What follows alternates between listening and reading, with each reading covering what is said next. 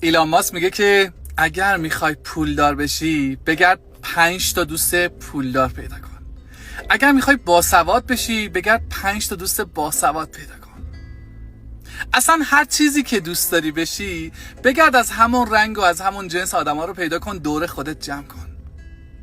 تو در حقیقت شبیه آدم هایی میشی که کنارشون داری وقت میگذرونی. پس حسابی توی انتخاب دوستات سلیقه به خرج بده. با هر کسی دوست نشید. اون داره آینده شما رو نشون میده. یه جمله بزرگی هست از سعدی که میگه تو بگو با کیان زیستی تا من بگویم تو کیستی. خیلی دوست دارم اینو بهتون بگم، با کسانی دوست بشید که یه چیزی بهتون یاد بده. یکی بیاد عشق رو یاد بده، یکی بیاد معنی وفاداری، یکی بیاد معنی محبت رو، یکی بیاد معنی خدا رو، تعریفا رو عوض کنه، یکی بیاد معنی درست شکرگزاری کردن رو به ما یاد بده. من یه زمانی دوست رفیق خیلی زیادی داشتم. هر چقدر سن اومد بالاتر یواش یواش کم رنگ و کم و کمتر شدن، انقدر که به تعداد انگشتای دستم رسیدن.